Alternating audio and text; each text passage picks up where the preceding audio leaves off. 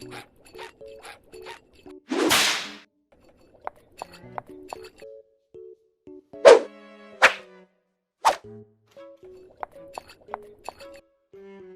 something's happening right now and we need to talk about it. Do you guys remember Sabrina?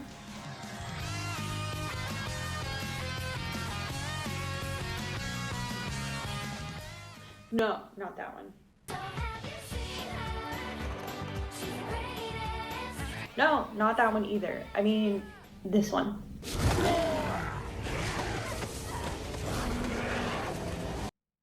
No? Well, I have, and it's safe to say it used to be one of my favorite shows on Netflix. But the trailer for the final season just dropped, and it's safe to say that I hate it. To be honest, the show has been going kind of downhill for a while, but something about this trailer just resurfaced all of my anger, and now I feel an incessant need to just yell at a camera for a few minutes. The Chilling Adventures of Sabrina used to be my favorite show on Netflix. I thought it was so beautifully done. I thought it was a perfect dark teen drama. And I was actually really surprised at how good it was, considering that it was partially made by the people who also made Riverdale. But I thought it was really good. I thought it was a lot better than Riverdale. And sadly, it just has all gone downhill. So I'm just gonna sit my little bum right here and talk to you about how terrible I think this once great show has gotten.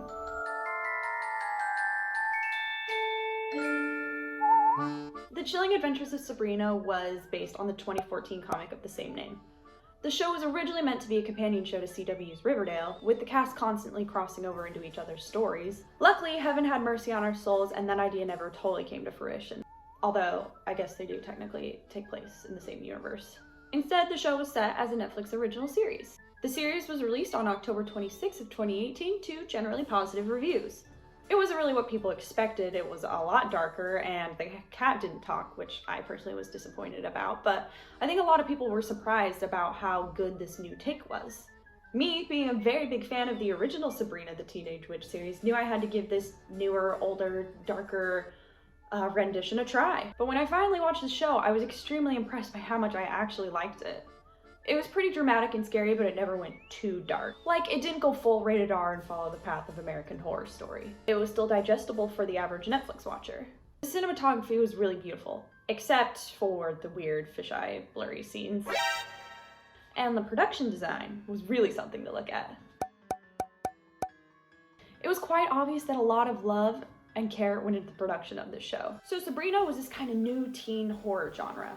And to really nail down this point, the creators paid homage to a ton of classic horror and sci-fi movies, including Rosemary's Baby, Suspiria, A Nightmare on Elm Street, Halloween, Suspiria again, Invasion of the Body Snatchers, Suspiria once more, and Thriller, if that counts. Anyway, Sabrina was like the perfect teen introduction to horror, baby's first horror show. What was even more surprising was the show's premise.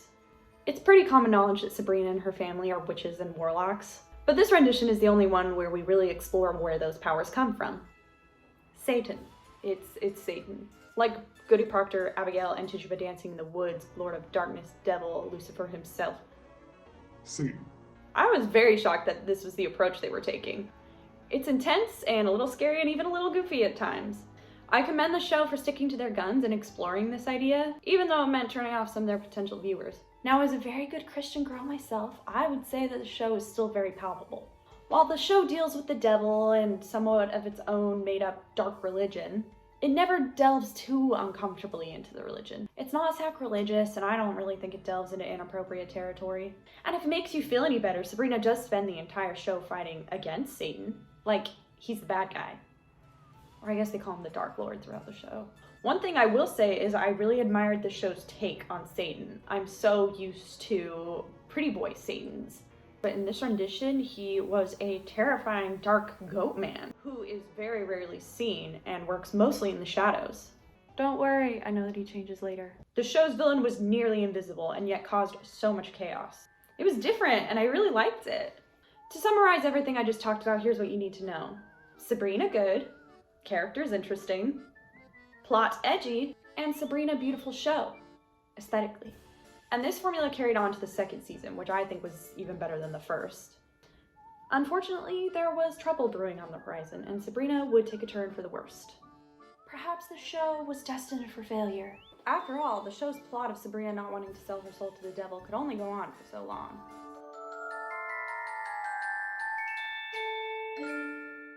I knew trouble was brewing the moment Satan turned into a handsome gentleman. Yeah, remember that goat man we saw earlier? Yeah, I guess he was just a temporary form that Satan takes sometimes. I know I said season 2 was a far better season than season 1, but I knew when the season finale had a musical number, we were going downhill. Masquerade, paper faces on parade. Masquerade, hide your face so the world will never find you. Remember how I said Sabrina was originally meant to be a companion show to Riverdale? Well, the show had the same producers. At first it scared me, but like I said, as the show progressed, I could see that it was holding its own. And the Riverdale references were thankfully minimal. Well, how are we gonna find the crown? Riverdale's a big, scary place. But in season 3, Sabrina seems to slip from an elegant and dark teen drama. My name is Sabrina Spellman, and I will not sign it away. Into a cheap Riverdale knockoff. Let's look closer, shall we? Season 3 starts off with Sabrina going to hell to save her boyfriend. Lilith, who is originally a villain, ends on good terms with Sabrina at the end of the second season. She and Sabrina are friends. I bestow upon you, Sabrina Spellman, 2 gifts. The first,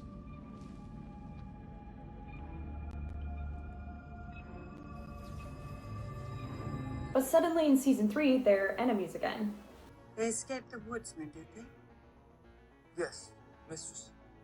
Well then, it's time someone teaches these brats a lesson. It's weird to start the new season, and it seems to go back on the relationship the two established at the end of season 2. As the group explores hell, they go through some sort of weird Wizard of Oz scenario. Follow the blood-red road where it flows, and there you'll find the throne of hell. Theo, go! What about you? Just go! Get to Sabrina! We need her magic! Theo? There's a crazy tin man and he's trying to kill Harvey. Huh? What?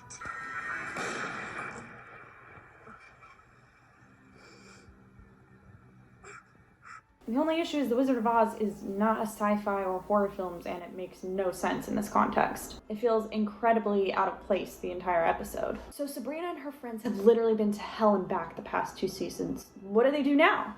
Will the show explore the consequences of messing with dark forces? Will the kids be tortured with what they've seen of the afterlife? Will we explore the mental state of our characters who have been subjected to a world of darkness and evil for the past 2 seasons? What was that? No? No, we won't. Once the group gets back to the real world, Sabrina and Roz join a cheerleading team. Yay! Has either of them ever showed interest in dancing, sports, or fitting into the crowd? Well, no. In fact, the girls started a club for repressed girls in their school during the first season, but luckily that's behind them now, and they're gonna totally love being on the cheer team. And being on the cheer team means we get prolonged singing and dance numbers.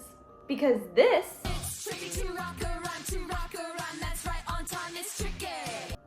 really seems to go in a show that relied so heavily on this.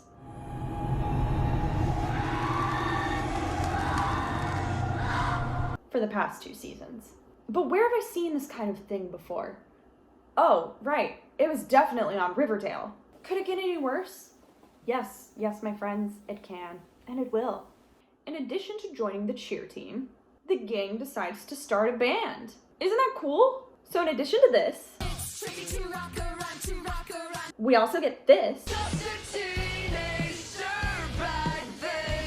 When we should be getting this. The hounds invoked. The door opened.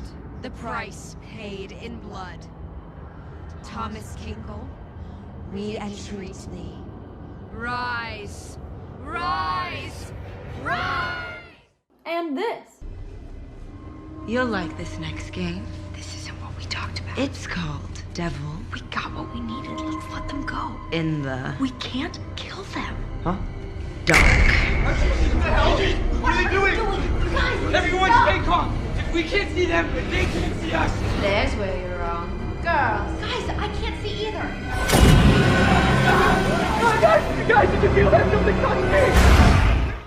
Now, where have I seen this kind of like hip teen band thing happening before? He here's to Ronnie and Archie. Oh, yeah. That was Riverdale too. The plot of season 3 just seems so out of left field. Sabrina has to prove she can be the queen of hell with the help of Lilith. Oh, yeah, they're friends again. Does that make any sense to you? Oh, well, me neither. So Sabrina has to prove she has what it takes to be the queen of hell while also attending cheer practice and while also keeping Satan at bay while she deals with her two-timing boyfriend who's cheating on her with sex demons.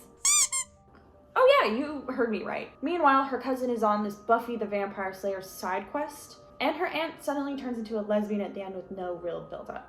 Now, don't get me wrong, same-sex relationships can be done in the show, and they can be done well, but with Sabrina's aunt, it just feels so out of left field. I wasn't expecting it. There was no build-up and no chemistry. Oh, and there's a third party called the Pagans who are trying to take over the world and destroy witches and, like, feed everyone to this giant plant. This virgin's blood is your bounty. Arise, green one. Arise and take back the earth. Sounds like a mess? Yeah, because it is. So the end of season 3 ends with Sabrina, through a series of like time-traveling time loops, duplicating herself, and one of her decides to stay and be the queen of hell, and the other decides to go live her normal teenage life. And that's where it ended. So that brings us back to season 4, the final season. Honestly, I'm still probably gonna watch it. I want it to get better. I want it to go back to being good. But from what I saw in the trailer, we don't have a great chance.